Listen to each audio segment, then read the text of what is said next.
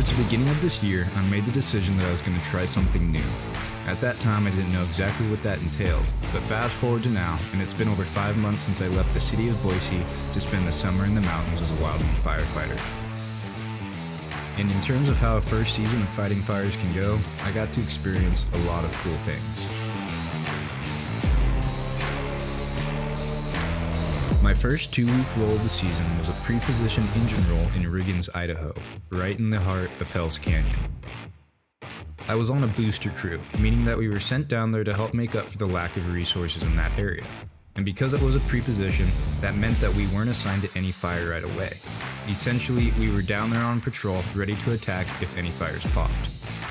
We got to spend the first 3 days of our role exploring our assigned area and familiarizing ourselves with all the roads and possible draft sites. And while we were there to be ready at a moment's notice to attack a fire, that doesn't mean that we couldn't have a little fun as well.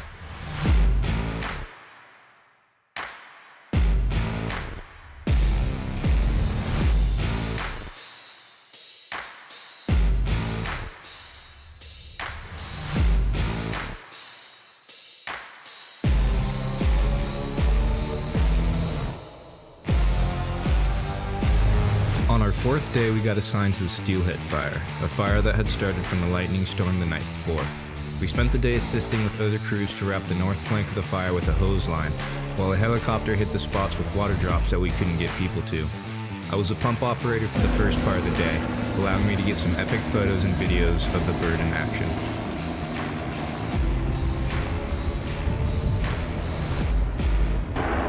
This was a unique fire due to its behavior and fire activity. On the first day we got there, we expected it to be a mop-up job. There weren't a whole lot of active flames, the smoke was minimal, and it looked like it would be an easy job. But what we found out later was that the area was in some sort of thermal belt, dying down during the day and blowing up at night. We ended up pulling a couple all-nighters monitoring the fire to make sure nothing crazy happened. But due to the steep and rough terrain, monitoring was really all we could do at night, as well as be prepared with water at the bottom of the drainage. But thanks to the hard work of everybody on the fire, we were able to get it knocked down over the next couple days. As cool as the 2 assignments that I went on were, I think the most fun I had was on district with the people on my crew. There can be a lot of different personalities on a fire crew, but if you want to have an enjoyable season, you'll have to learn to get along. Because unless you guys don't see each other due to going out on rolls, you will likely be spending a lot of time with your other crew members.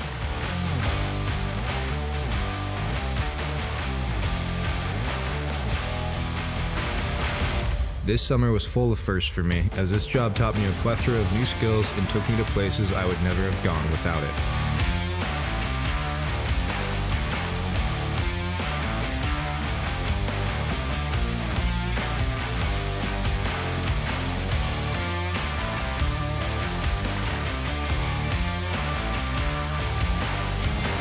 And while work took up most of my life during the season, I still found some time to have a little fun of my own.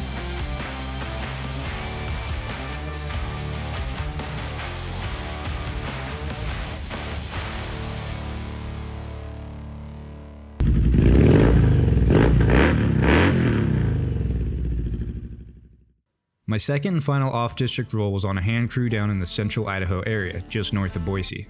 We spent most of our time working on the Middle Fork Complex, a complex composed of 2 fires making up a total of around 60,000 acres. Our first day on the complex started with a bang as we were on the line in the heat and the smoke, working hard to complete our mission of creating a fuel break along the fire's edge. The end goal in mind was putting fire of our own on the ground in order to fight the fire with fire and have it burn itself out. Every day on this role was different, something that I really enjoyed as I never knew what to expect. Some of our days were spent on top of a ridge line constructing contingency line in case there was a need for another backburn. The first day we went up there we hiked it, but Incident Command took pity on us the next as we got to be shuttled via helicopter to our drop zone, not something a lot of people get to experience their first season. On day 11, we got mobilized again to a new start about an hour and a half from our current location. Being that we only had a few more days left until we got to go home, everybody was pretty beat.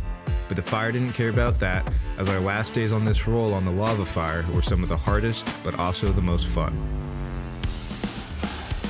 Every day was spent running and gunning as we were all trying our best to get this fire controlled before it had a chance to get really big. The first full day on the fire we spent creating saw line as well as patrolling the black, the areas of the fire that had already burned, to put out any hot spots that were still lingering. The hardest but most exhilarating day of the role was day 14, our last day. We spent the whole day chasing the fire uphill as it had jumped the road. It was a day that had my adrenaline pumping non-stop, as we were surrounded by a canopy of trees as the fire scorched through it. At some points the fire was so hot that we had to back off the line, and we had to coordinate our attacks with the various aircraft working above us as well.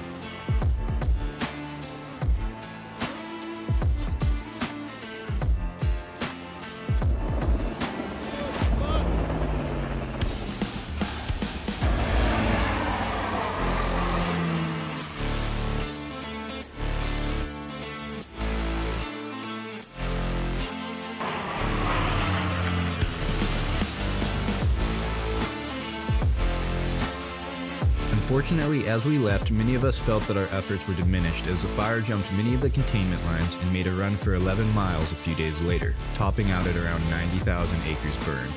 This just goes to show how unpredictable and dangerous wildfires can be.